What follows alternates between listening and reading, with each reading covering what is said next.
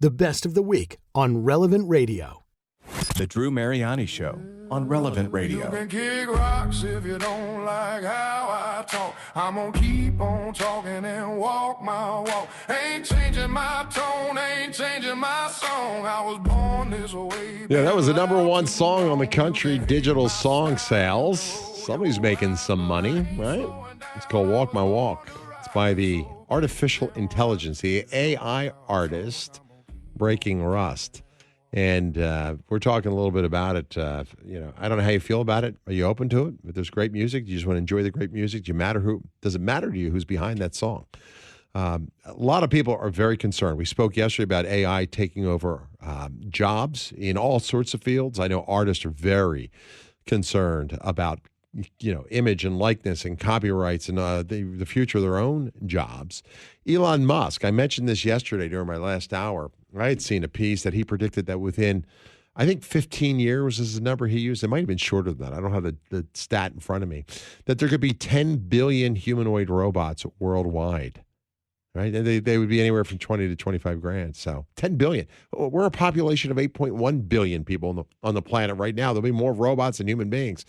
But then he went on to suggest there might be up to 20 billion robots, especially one for every person and a whole lot for industry. And then Tesla was aiming to produce about 1 million of these Optimus robots in the next 5 years. So you're going to get at least 1 million Optimus robots by 2030. But could we see the advent of humanoid robots worldwide and with AI in them? A lot to get into today. My guest, Dr. Eugene Gan. You can check him out. He's author of the book, Infinite Bandwidth. His website will give you all the details on him. You can find him at eugenegan.weebly.com, and he's a professor at the great Franciscan University of Steubenville. Doctor, we'll go right back to the phones, and I do want your take on these robotics because I think that's another aspect that's coming. Sure. But first, Darlene's in Albuquerque, New Mexico. She's been waiting to talk to you. Hi, Darlene. Hi, Darlene. Hey, Darlene. Hi, my name is Arlene. I'm sorry, they have you here as Darlene. My apologies. Yeah, that's okay. I get that all the time. Okay. I'm calling because my son sent me a song yesterday for me to listen to, and he does that a lot. Yeah. He's been a musician for several years.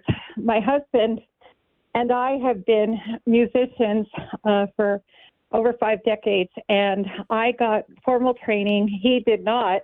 But the thing is that this is generational, and my son, he decided that he was going to go ahead and create a song for his daughter. He sent me this song to listen to, and then he told me that it was AI generated, and I was blown away. Yeah. The reason being is that he does not have formal musical training, but his phraseology with regard to the way the music flowed, it was a very good flow. Yeah. The lyrics were his own lyrics. The music, he developed the music, the horns, all of the band instruments. He developed all of those into this AI-generated song. And it was a very uplifting, healing song for him and his daughter. Good. And the thing about it is, like I said, I was blown away. Yeah. And for me, I'm not the best musician, but I'm very picky about who I listen to. And, I even, as good as my husband is, and he's been in the New Mexico Music Hall of Fame several times, I still challenge him. So when I heard my son say that this was AI generated, I thought, oh my gosh, this is now another niche of music, just like rock and roll. Maybe it can be considered even another genre. Whatever it is, he does reggae. And the music was so just amazing. Arlene, thanks for sharing that because I think it's fascinating. Maybe there is a new niche. Maybe there'll be a hybrid of music. Did we hear you right that your son did write the lyrics himself, though? He absolutely did. It was for his daughter. He used the nickname that he has for her. He used her name in the song. Cool. He created all of it. They've gone through a really rough patch. And, the heart is going to express itself one way or another. Yeah. And this is very healing, like I said, for both of them. It's one thing, isn't it, to have someone, a human being, write these words from experience, from the heart. and then perhaps to use a tool, treating AI as a tool to help with some of the other technicalities. But it's quite another thing to have AI create the entire thing from scratch when it really does not understand the human experience, isn't it? Yeah, it certainly is. Arlene, thank you for your comments. I'm going to move along, Doctor, because we only have a few minutes for you. A lot of people do want to talk to you. Maritza is in Orlando, Florida. Hi, Maritza. Hi, Maritza. Hi. Hi. Thank you for giving me the opportunity. I love your show. Thank you. I just had a comment. I'm not an artist. I'm just a regular consumer that loves music.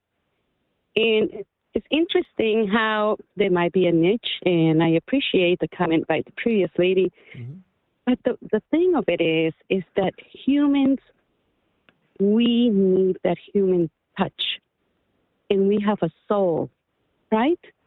Absolutely. And so for sure that it might become a niche, and for sure it might be very successful. At the end of the day, in the far future, when all of this is very successful, will we as humans, needing that human touch, will turn back into live theater and live performances just because AI cannot, and it's impossible to deliver that. You have your head on straight. The real concern is when there are a lot of folks in the culture who think that AI is some kind of demigod or even a god, that it would be this sentient thing, which is not true at all. So you have a really good understanding of what it means and what AI and its proper place. It's a tool, it's a program, and really nothing more. That when people attribute to it more than what it is, that's when it gets dangerous. Or when people start to use it, when the powers that be, the global elites, want to use it to try to control us. So good right. for you. Hey, Nick wants to jump in here too. Nick, go right ahead. Do you think, Doctor, one of the dangers is that people start personifying the AI? There was that actress, maybe Drew brought it up, Tilly Norwood, and they call her an actress or an AI actress. And this person, who they call, I forget exactly the name of the artist, but I know what you're talking about, you start personifying them, and then you confer on them more status than they really have, which is, like you said, they're just a program. Absolutely. And so it's really our perceptions. I would propose to all our listeners, as I've fasted and prayed for all our listeners again today, I would propose that we need to not only be pro-life, we need now to be pro-human. We need to see this as an opportunity for us to really talk, as Catholics, as Christians, to talk with others that God places in our path, what it really truly means to be human. We need to see that as an opportunity. Where AI is infringing upon what it means to be human, well, let's talk about what it really means to be human, created in an image and likeness of God. Yeah. Peter's in Middlebury, Connecticut. Hi, Peter. Hi, Peter. Hey, Doctor. Hey, Drew. Hey. I work in this field. I've been doing AI for 35 years, believe it or not. I knew this kind of stuff would come out eventually. I thought it would come out sooner. But I wanted to take away some of the mystery of it, because people really are kind of what you were just talking about with the last few callers. This knows absolutely nothing. It literally knows how to complete a sentence, and that's all it knows. And what they do is they capitalize on that, and they sort of massage that ability into making it look smarter than it is, or to be more capable than it is. And so I think that should let people relax a bit in terms of, what's it capable of? Well, it's capable of that. And then, taking that and taking it to levels of self-reflection.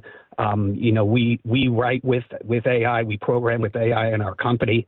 But it's all about, at this point, we realize it's all about using it as a tool and maybe a programming and assistant, and having the human still be in control, kind of like the woman who said that her son made the words and gave it to the AI. So you're using it as a professional assistant in whatever capacity you need that assistance in. But to give it full control over a project, it's not quite there.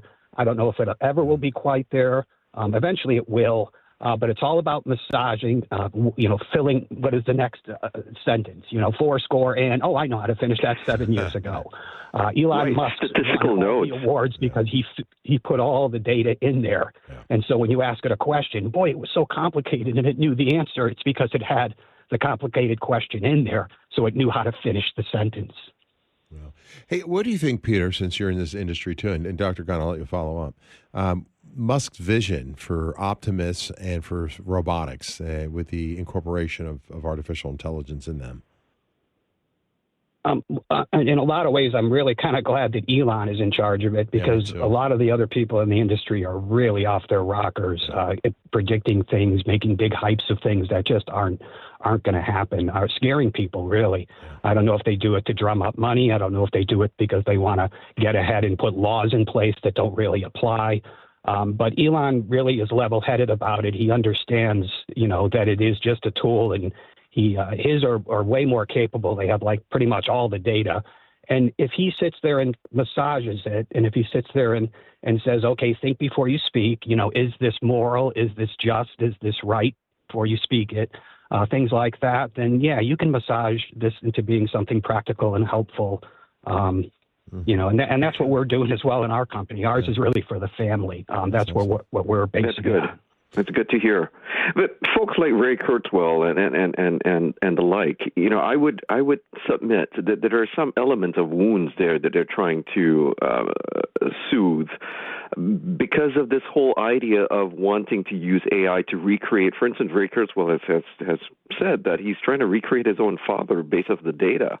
And there are wounds there in his life. And so this idea that we can reach singularity in which AI becomes sentient, they're thinking that way. But we know, as Catholic Christians, we know that this is not true. Only God gives that spark of life.